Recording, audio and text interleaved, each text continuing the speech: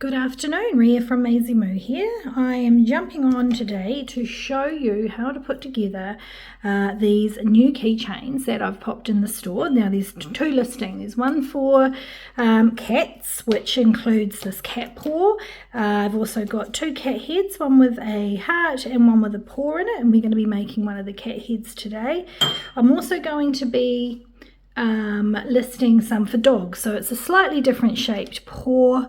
I've got a dog house and I even have a little dog face. So they're all made to have windows in them so that you can stuff them with your dog or your cat here, which is kind of a little bit strange, but it's something that has had amazing feedback from a request that was on my Facebook page. So I thought I'd put my thinking cap on and come up with a Maisie Moo version of these. So I made this up yesterday and it was hilarious because all we did was brush the cat to try and get some fur, and she's a black and white cat, so it's come out with like a grey colour.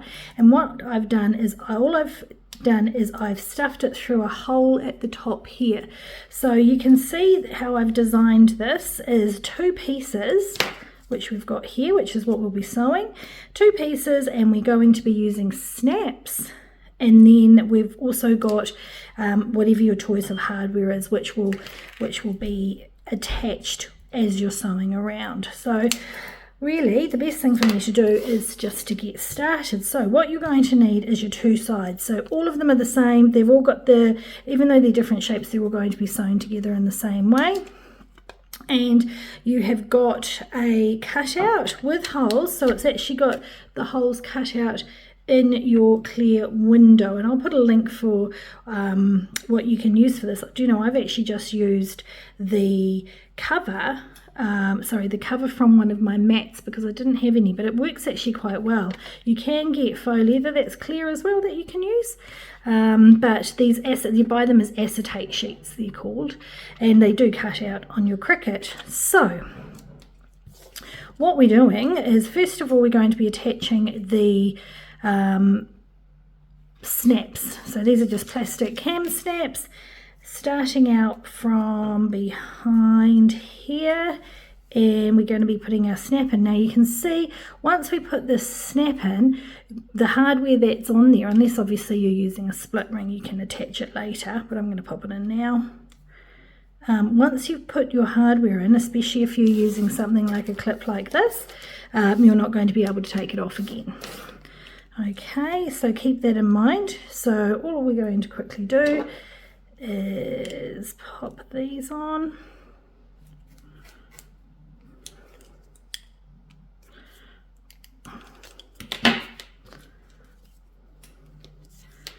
Thanks. Okay, so we'll just pop this side on.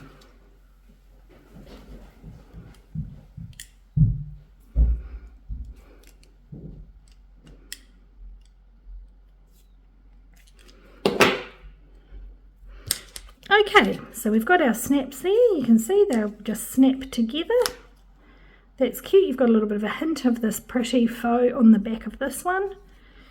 So we'll undo that. Now, line up your acetate sheets and make sure it's the right way around for the holes, because sometimes not all of them are symmetrical. That looks pretty good to me.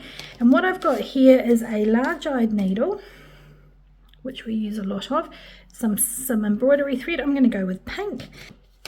Okay, so we'll just start from the inside. You can see we've got a little knot there just to hold everything in place, and then I'm going to be coming back through. So what we want to do is come back through our window. Make sure, see, that hole's got that window, and then lastly, so all I'm going to do now is just sew around the edge, making sure it's going through all three layers, the faux and the acetate sheet.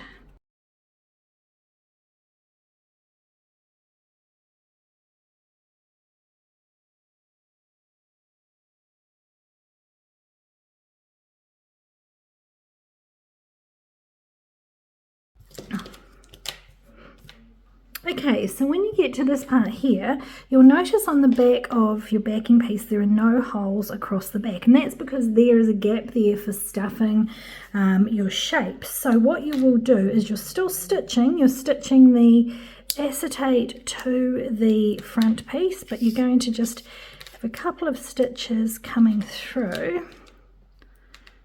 Tuck that through. Now, you can see you've got a stitch there through the acetate, but not through the back. There we go. And we'll just keep going around. Now the idea is that with this, you're just going to keep going around until you have a solid stitch. So I'll probably fast forward. Whoops.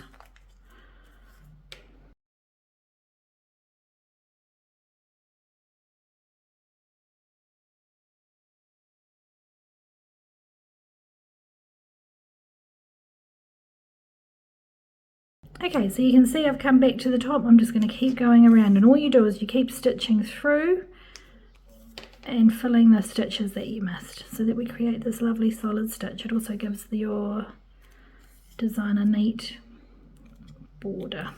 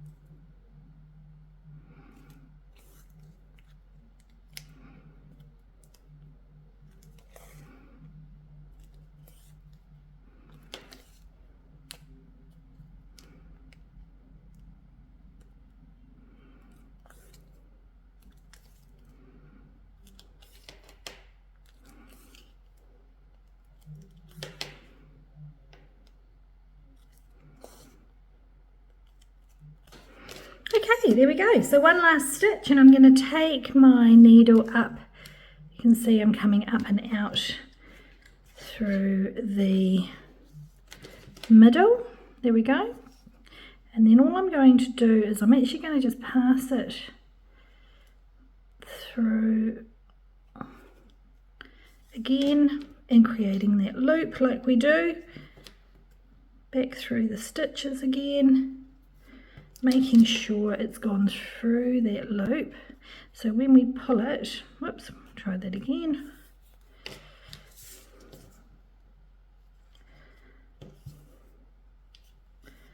It's going to pull it tight. That's it. And I'm just going to go back through this side, and then we'll just trim that.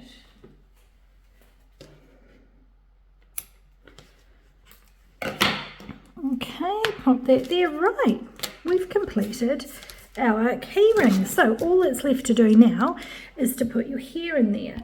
And I don't have enough cat hair. So what I have got here is just some white fluff that is from Isla's wool.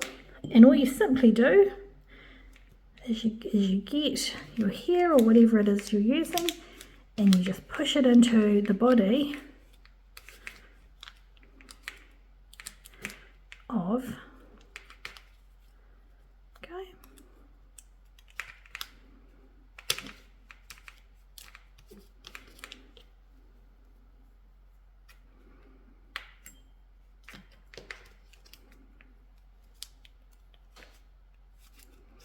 so you can see it's filling up.